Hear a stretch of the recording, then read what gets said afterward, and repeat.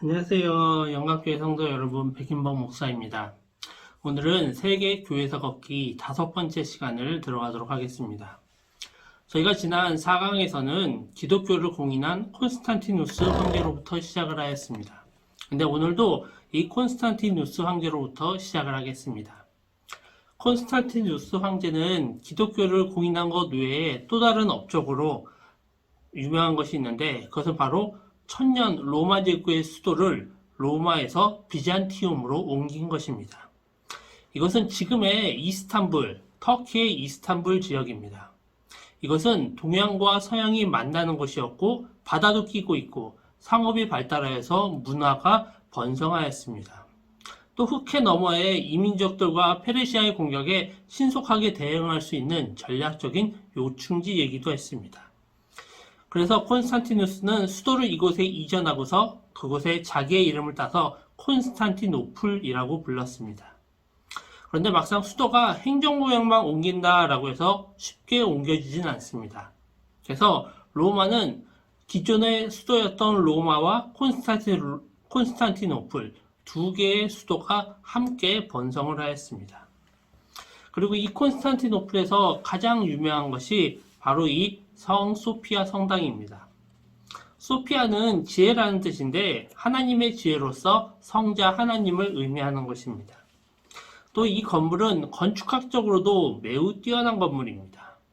그래서 지름 32m 정도가 되는 거대한 돔이 높이 57m 정도의 큰 높이 위에 올라가 있습니다. 겉보기에는 그냥 낡고 평범해 보이는 건물이지만 그 내부는 정말 크고 화려하다라고 합니다. 그리고 이 성당은 1453년부터 1931년까지는 이슬람에게 점령을 당해서 이슬람의 사원으로 활용되다가 1936년엔 박물관으로 바꾸어서 사용을 하고 있습니다. 이외에도 콘스탄티누스는 콘스탄티노플의 도시의 성벽을 높게 그리고 두껍게 쌓아서 정말 그 안에서 콘스탄티노플이 유럽의 가장 큰 부자 도시가 될 수 있도록 그렇게 하였습니다. 그래서 1453년 오스만 투르크에 의해서 정복을 당하기 전까지 동로마 제국은 비잔틴 제국으로서 굉장히 부흥하고 번성을 하였습니다. 그런데 반면 로마에서 콘스탄티노플로 수도가 옮겨지고 나서 서로마 지역은 그렇지를 못했습니다. 수도가 옮겨졌으니 당연히 황제도 더 이상 로마에 건축하는 것이 아니라 콘스탄티노플로 옮겨갔습니다.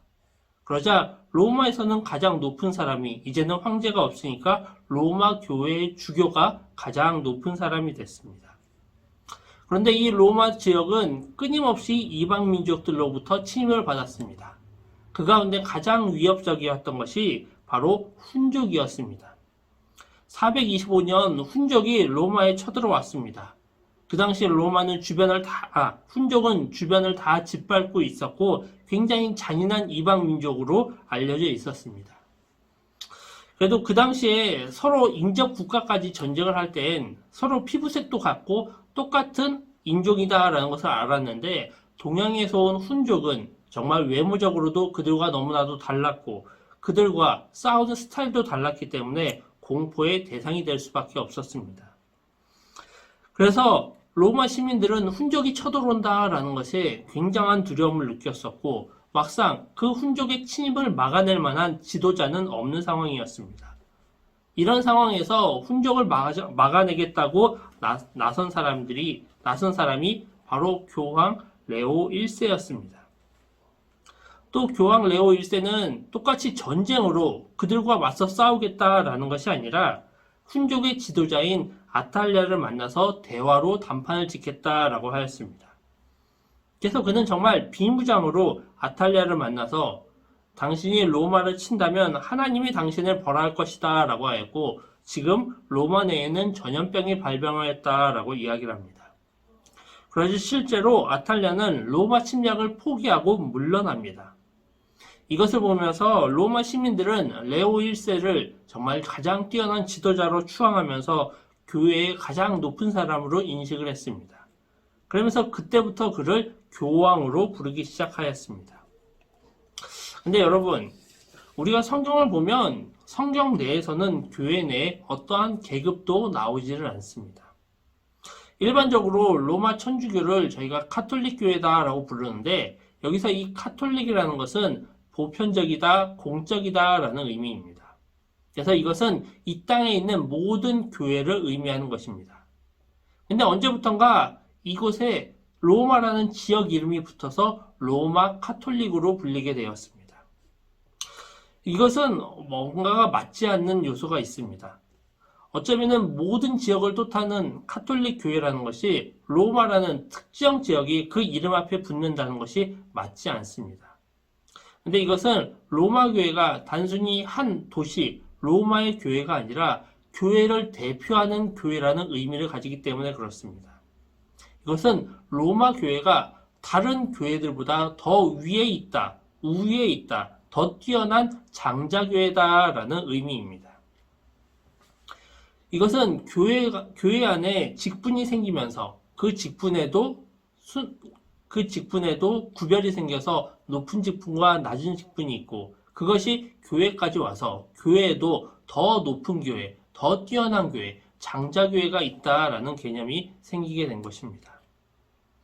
이 당시 다른 교회에서도 감독이라는 직분이 있었습니다. 하지만 로마 교회의 감독은 가장 높고 영향력이 있었습니다. 그리고 이 감독은 장로와 비슷한 개념이었었는데 로마 천주교회는 감독이라는 명칭에 특별히 감독이라는 명칭을 특정 목사에게만 붙였습니다. 그래서 큰 도시 사역자들을 감독 혹은 주교라고 부르면서 그들이 작은 교회의 사제를 임명하고 파송할 권한까지도 주었습니다. 결국 이것은 성직자 간에도 계급이 생기는 것이고 위계 질서가 생겼다라는 것입니다. 그래서 같은 감독끼리도 어느 도시의 감독이느냐에 따라서 주어지는 역할들이 달랐습니다. 이 가운데 가장 높고 가장 큰 역할을 맡았던 것이 바로 로마의 감독이었고 이 로마 교회의 주교를 교황으로 부르기 시작하였습니다. 원래 교황을 부르는 영어 명칭은 POPE인데 이것은 파파, 아빠라는 뜻에서 유래가 된 것입니다. 근데 언제부턴가 이 교황은 가장 높은 사람, 가장 권위적인 사람을 일컫는 것이 되었습니다. 이 교황 가운데 가장 첫 번째는 베드로다라고 이야기를 합니다. 그래서 로마 교회는 베드로의 법적인 후계자가 바로 교황이다라고 이야기를 합니다. 그리고 거기에서 교황이 그 누구도 건들 수 없는 권위를 가지게 되었습니다. 저희가 성경을 보면 베드로는 천국 열쇠를 받은 것으로 묘사를 합니다. 그래서 그가 제자 가운데 최고의 권위를 가졌고 그 베드로가 로마 교회의 첫 감독이다라고 이야기를 합니다. 그리고 베드로가 받은 그 천국 열쇠를 그 이후의 교황들이 하나하나 계승한다라고 이야기를 합니다. 근데 사실 이런 개념은 카톨릭에만 있는 것이 아니라 기독교에도 있습니다. 저희도 교회에 보면 사역자들이 직분이 구별이 됩니다. 전도사, 강도사, 목사라는 것으로 저희가 그것을 구분하는데 이것은 사역자가 되는 과정 가운데에서 자연스럽게 불리는 것입니다. 전도자는 말 그대로 복음을 전할 자격을 가진 사람을 전도사다라고 이야기를 합니다. 그리고 강도사는 말씀을 강도하는 것, 설교를 할 권위를 받은 사람을 강도사다라고 그럽니다. 그리고 목사는 바로 목회를 할 수 있는 성도를 돌볼 수 있는 그런 자격을 얻은 사람들입니다. 그리고 이것은 그냥 모든 사람에게 똑같이 주어지는 것이 아니라 훈련과 교육을 통하여서 한 단계 한 단계 밟아 나가서 전도사가 어느 정도 교육을 받고 시험을 봐서 강도사가 되고 강도사도 그 이후의 기간과 훈련을 통하여서 목사가 되는 것입니다. 그래서 어쩌면 이것은 순차적으로 이루어지고 그 가운데 분명한 훈련과 교육이 들어가니 이것이 맞는 것 같습니다. 근데 문제는 같은 목사라도 교회의 크기에 따라 또 때로는 어느 지역에 그 교회가 있느냐에 따라서 서로 차별이 된다라는 것이 문제입니다. 그래서 우리가 흔히 이야기하는 대형교회 목사님 그리고 도시의 목사님이 더 대단하다라고 생각하는 것은 문제가 있다라는 것입니다. 이것은 성경적인 기준이 아니라 세상적인 기준입니다. 제가 얼마 전에 새벽 예배에서 누가복음 22장 24절에서 27절을 설교했는데 거기에 보면 예수님은 큰 자는 젊은 자와 같고 다스리는 섬기는 자와 같다라고 이야기를 합니다. 그리고 예수님 자신도 자신은 섬기는 자로 오셨다라고 이야기를 합니다.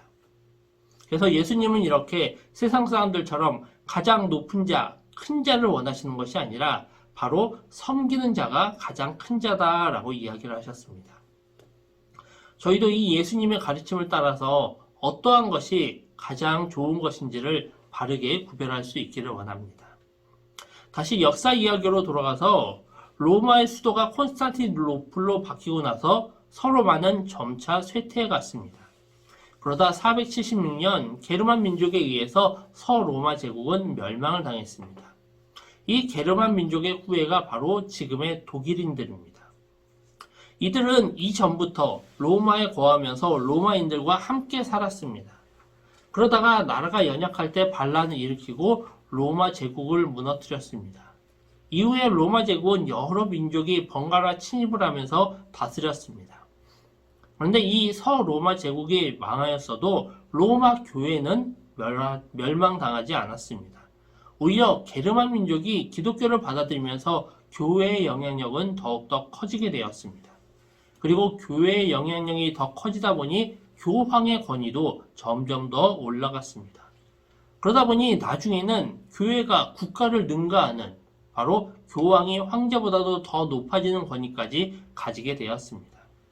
그리고 그것은 나중에 교회가 세속화되고 부패화되는 하나의 원인이 되었습니다. 이것은 저희가 오늘 강의의 마지막 시간에 다시 한번 살펴보도록 하겠습니다. 그러면 교회는 무조건 국가보다 낮은 권위를 가지고 오히려 국가의 귀속이 되어야 될까요? 그것도 결코 좋은 모습은 아닐 겁니다.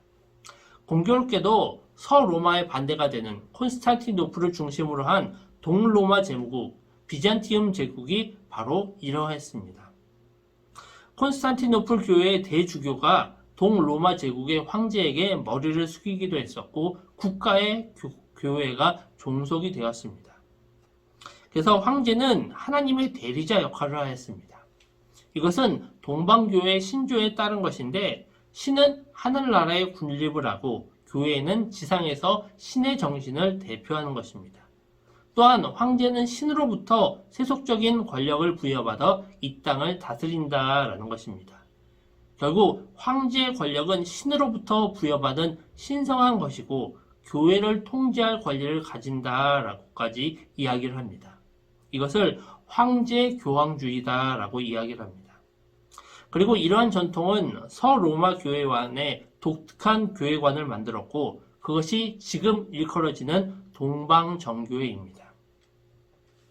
한때는 이런 동방정교회를 그리스 정교회라고 부르기도 했습니다. 그래서 이것은 서로마, 로마 카톨릭과는 다른 교회의 모습으로 그렇게 분류가 되었습니다. 그러다가 나중에는 1054년에 정식적으로 로마 카톨릭과 동방정교회가 서로 다른 종교로 분리가 되었습니다. 동방정교회는 그리스 정교회로 불리다가 1453년에 그리스 지역이 이슬람에게 넘어간 후로는 러시아 지역으로 이동을 하였습니다. 그리고 그곳에서 발전을 하면서 이후에는 러시아 정교회로 불리기도 하였습니다. 그리고 러시아 주변에 있는 폴란드, 불가리아, 루마니아에도 동방정교회는 많이 번성을 하였습니다. 그런데 이 동방정교회가 발달하는 데 있어서 가장 유명한 황제는 유스티니아누스 황제입니다. 이 유스티니아누스 황제는 그 다른 황제들보다 훨씬 더 높은 황제다라고 해서 아예 대제다라고 불렸습니다. 그는 483년부터 565년까지 통치를 하였습니다. 이 유스티니아누스가 유명하게 된 데에는 바로 그의 아내 테오드라 때문이었습니다. 테오드라는 귀족이 아닌 평민 출신이었습니다. 그런데 우연히 테오드라를 만난 유스티니아누스는 당시 황제의 조카였었습니다. 근데 막상 황제의 조카가 길거리에서 만난 천민과 결혼할 수는 없었습니다. 그런데 유스티니아누스는 이 테오도라와 결혼하기 위하여서 황제와 원로원을 설득하였었고 결국 황제는 개국 간의 자유로운 결혼을 허용한다라는 법을 공포하였습니다. 그리고 4년 뒤에 유스티니아누스가 황제가 되고 테오도라는 황후가 되었습니다. 근데 이 테오도라는 평민 출신이어서 누구보다 평민의 고통을 잘 알고 있었습니다. 그래서 스스로 사치를 멀리하고 황실의 재산으로 빈민들을 구호하는 데 앞장을 섰습니다. 또한 이 황후는 위기에도 강하였습니다. 532년에 정치적 대립으로 수도에서 큰 폭력 사태가 일어나게 됩니다. 그리고 그것으로 인하여서 수도 곳곳이 불타게 되었고 성 소피아 성당도 불타버리게 되었습니다. 황제인 유스티니아누스도 그것을 더 이상 수습하지를 못하고 다른 곳으로 도망을 가려고 하였고 도망간 준비를 다 마치고 아내를 데리러 갔습니다. 근데 막상 그 자리에서 아내는 이 사태를 수습할 사람은 황제밖에 없는데 황제가 도망가면 어떡하냐면서 황제를 크게 꾸짖었습니다. 그 이야기를 듣고 유스티니아누스는 군대를 재정비하여서 폭도들을 진압하였습니다. 그리고 이후에 곳곳에 파괴된 수도와 성 소피아 성당을 다시 건축하였습니다. 이때 성 소피아 성당이 지금과 같은 형태로 다시 세워지게 되었다라고 합니다. 그래서 이 성당을 다 만들고 유스티니아누스는 솔로몬이여 그대를 이겼도다라고 외쳤다라고 합니다. 바로 솔로몬의 성전보다 더 훌륭한 성당을 만들었다라는 의미로 이야기를 한 것입니다. 그 이후에도 유스티니아누스는 여러 많은 공적들을 세웠는데 그 가운데 가장 뛰어난 것은 바로 법입니다. 지금 현대의 법들은 유럽의 법에 기초를 두고 있습니다. 근데 바로 이 유럽의 법은 529년에 제정된 유스티니아누스의 법전에 크게 영향을 받았습니다. 그 법은 어느 지역에서도 동일한 죄에 대해서 동일한 벌을 내리도록 하고 있습니다.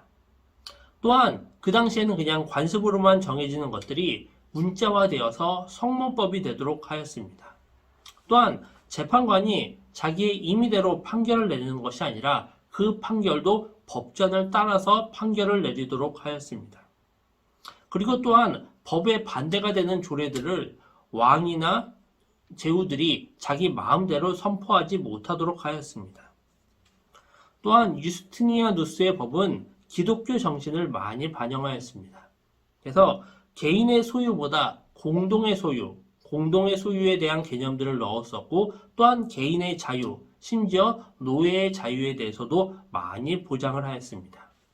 또한 기존에는 없다시피 한 여성의 권리와 인권에 대한 것들도 많이 첨부를 하였습니다. 아마 이것은 황후 테오도라의 영향이 컸을 것입니다. 이후에 황후 테오도라는 548년에 암으로 세상을 떠나고 황제는 이후에 자신이 죽을 때까지 18년 동안 재혼을 하지 않았다라고 합니다. 그리고 이후에도 이 황후 테오도라의 뛰어난 자질 때문에 비잔틴 황실의 남자들은 평민 출신의 아내를 선호하였다라고도 합니다. 또 이 비잔틴 시대의 대표적인 성자로 니콜라스가 있습니다. 그는 어려서 부모님이 돌아가시면서 많은 유산을 물려받았는데 니콜라스는 그것을 다른 사람들에게 많이 나누어 주었다라고 합니다. 어느 겨울날 니콜라스가 길을 걷다가 가난한 집을 보게 되었는데 그 집은 3명의 딸이 있었습니다. 근데 이 당시에 결혼을 하려면 지참금이 있어야 되는데 이 가정은 지참금이 없어서 딸이 결혼을 하지 못하고 있었습니다. 근데 이렇게 결혼을 하지 못하고 있다가 홍기를 놓치게 되면 아예 시집을 못 가게 되거나 여종으로 팔려가는 경우들이 있었습니다. 그래서 니콜라스는 다음날 저녁에 돈이 든 주머니를 굴뚝을 통해 그 집에 던져주었고 그걸로 첫째 딸이 시집을 가게 되었습니다. 그리고 그 다음에도 겨울에 그 집에 몰래 찾아와서 창틀에 말려놓은 양발에 은화를 넣어서 둘째 딸이 시집을 갈 수 있게 해주었습니다. 이제 그 다음 해가 되어서 그 집의 딸들은 자신들을 도와준 사람이 다시 올 것을 예상하고 기다렸습니다. 그래서 니콜라스가 돈을 놓고 가자 그를 쫓아가서 감사를 표하였고, 니콜라스는 하늘을 가리키며 내가 한 것이 아니라 저 위에 계신 분이 하신 것입니다 라고 하였습니다. 이런 니콜라스의 선행이 널리 알려졌었고, 그가 죽은 12월 6일은 세인트 니콜라스 축일이 되었다라고 합니다. 그런데 이런 세인트 니콜라스의 축일이 이름이 점차 변화되어서 산타 클로스가 되었다라고 합니다. 그리고 12월에는 그의 선행을 기리며 선물을 주고받는 문화가 중세 때부터 생겨났다라고 합니다. 다시 저희가 서로마로 넘어가서 보게 되면, 로마라는 나라는 게르만 민족에게 멸망을 당하였는데 어떻게 교회는 살아남을 수가 있었을까요? 초기에 게르만 민족들은 문자가 없었습니다. 그러다 그들이 로마인을 만나게 되면서 라틴 문자와 선진 문물들을 접하게 되었습니다. 그래서 게르만 민족은 로마의 문화를 하나하나 배워나갔고, 로마 교회는 게르만 민족에게 복음을 전파하였습니다. 게르만 민족들이 사는 곳에 곳곳에 교회가 생기게 되었고, 그 가운데 기독교인들이 생겨나게 되었습니다. 이후에 로마는 점점 쇠퇴해 갔었고, 게르만 민족은 힘이 세졌는데, 게르만 민족은 비시고트, 부르근트, 오스트로고트, 반달, 앵글로 잭슨, 프랑크 등으로 나뉘어져 있었습니다. 이 가운데 프랑크 민족은 지금의 프랑스 지역에 정착을 하였었고, 클로비스 왕이 그 지역을 프랑스라고 부르기 시작하였습니다. 근데 이 클로비스 왕은 기독교인이 아니었습니다. 대신 그의 아내가 기독교인이었습니다. 근데 이 클로비스가 중요한 전쟁을 하고 있었는데 전세가 기울어져서 자기가 지게 되었습니다. 그러자 갑자기 아내가 믿는 그리스도 예수가 생각이 났고, 이 클로비스 왕은 예수 그리스도께 이 전쟁에서 나를 구해주고 우리에게 승리를 준다면 내가 당신을 믿고 세례를 받겠습니다 라고 기도를 하였습니다. 그런데 그가 기도를 하자마자 전세가 역전되었고 클로비스의 부하들이 힘을 내었다라고 합니다. 그래서 결국 그는 전쟁을 이기게 되었습니다. 그래서 클로비스는 정말 예수가 살아계시구나, 내가 약속대로 세례를 받아야 되겠다라고 하면서 세례를 받기를 청하였는데, 교회의 주교는 그것을 거절하였다라고 합니다. 바로 신앙 교육을 받지 않은 사람에게 세례 먼저 줄 수가 없다라는 것입니다. 그래서 이후에 주교는 왕과 신하들에게 대대적인 신앙 교육을 하였었고, 크리스마스 축제 때 클로비스와 그의 모든 신하가 집단으로 세례를 받았다라고 합니다. 그리고 이후에 클로비스 왕이 죽고 나서 200년간 메로빙 왕조가 통치를 하였는데, 이 가운데 마르테주란 제상이 등장을 합니다. 제상은 지금으로 치면 총리처럼 왕의 밑에서 실질적으로 나라의 여러 상황들을 주관하는 역할을 하는 사람입니다. 근데 이 마르테르는 732년 투르와 푸아티에 전투에서 이슬람과의 전쟁을 승리로 이끌었습니다. 근데 이것은 그 당시 유럽으로 진격하는 이슬람을 막아낸 것으로 아주 중요한 전투였습니다. 이 마르텔이 죽은 이후에 그의 아들 페팽이 제상의 자리에 오릅니다. 근데 이 페팽은 제상으로서 그냥 만족한 것이 아니라 그 당시에 허수아비 왕을 몰아내고 자신이 직접 왕으로 등극을 합니다. 근데 이것을 등극하면서 그는 미리 로마 교회 교황에게 서신을 보내서 허락을 맡았습니다. 그 이전에도 페팽은 2번이나 알프스 산맥을 넘어서 교황을 구해줬었고, 교황도 페팽이 왕이 되면 자신에게도 도움이 될 것으로 판단을 한 것입니다. 그래서 페팽은 왕이 되고 난 이후에 로마 교회의 교황에게 라테란 궁전을 포함한 이탈리아의 상당한 부분을 땅으로 주었습니다. 그래서 이때부터 교회는 땅을 소유하게 되었습니다. 그리고 이 당시부터 게르만 국가의 황제는 로마 교황으로부터 인준을 받아야 통치할 수 있다라는 생각도 자리를 잡게 되었습니다. 근데 이 당시에 이렇게 왕이 교회에게 땅을 수여했던 기준은 콘스탄티누스의 기증이라는 문서가 있었기 때문입니다. 이 문서는 콘스탄티누스 황제가 문두병에 걸렸는데 교황의 도움으로 문두병이 나았다라고 합니다. 그리고 감사의 표시로 교황에게 그리고 교회에게 상당한 연토를 기증하면서 그 문서를 남겼는데 막상 이 문서가 1440년에 이것이 위조된 문서다라는 것이 밝혀졌습니다. 또 교회가 땅을 소유하게 되면서부터 그리고 교회가 황제를 임명할 권리를 갖게 되었다라는 것을 알면서 이렇게 교회와 국가는 점차 결탁을 하게 되었습니다. 교회는 급격히 타락의 길을 걷게 됩니다. 이것으로 세계 교회사 걷기 5번째 강의를 마치도록 하겠습니다. 그리고 다음 시간에는 이제 타락한 중세 교회가 어떻게 되었는지 저희가 하나하나 살펴보도록 하겠습니다. 지금까지 시청해 주셔서 감사합니다.